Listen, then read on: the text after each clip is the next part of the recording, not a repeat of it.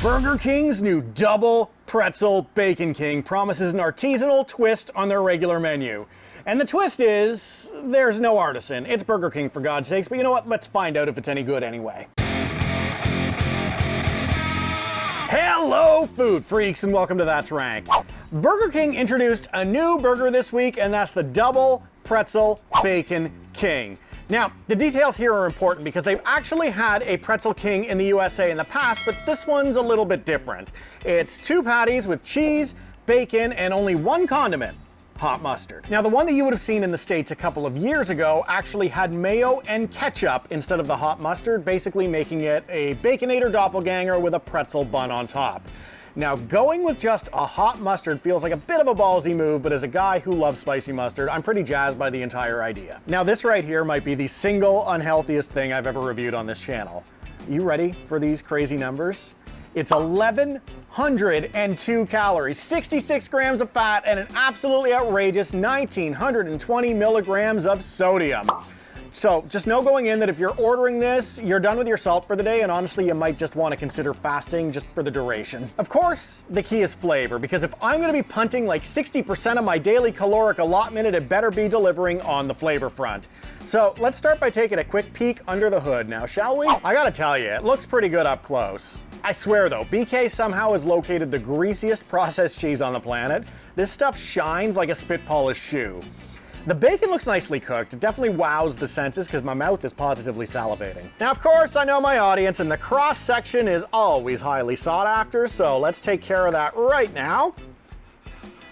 Man, they didn't go lightly with the hot mustard, which I definitely appreciate. A lot of sauce on this sandwich should make for some good eating. All right, let's do this thing.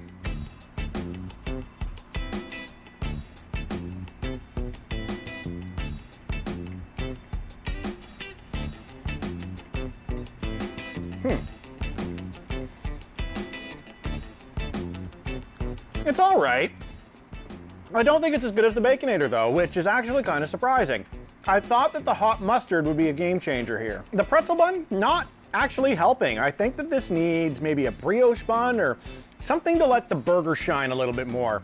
This right here, this is a super dense bun. I'm not crazy about this. Maybe what they were thinking is that this was gonna be so greasy, they needed something really heavy to catch it up, like the burger version of an ultra thick maxi pad, but they may have overestimated this one. Look, it's a tasty bun. I'd love to see it with something a little bit more sloppy, like maybe a pulled pork sandwich, but I don't think it belongs with this burger. Still, it's a pretty tasty burger. I do like the decision to roll with just the mustard.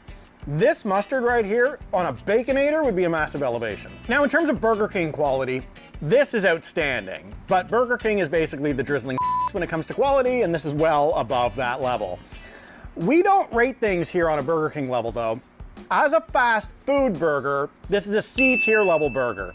It's very expensive at $9.99. It's a lot of calories, and while it's perfectly tasty, I feel like you can get a whole lot more for a whole lot less money. Now, of course, you can always customize it, and if I were to ever get this again, and let's be clear, I'm never getting this again in my life, but if I were, I would probably add some onion, some pickle, maybe some tomato to it as well.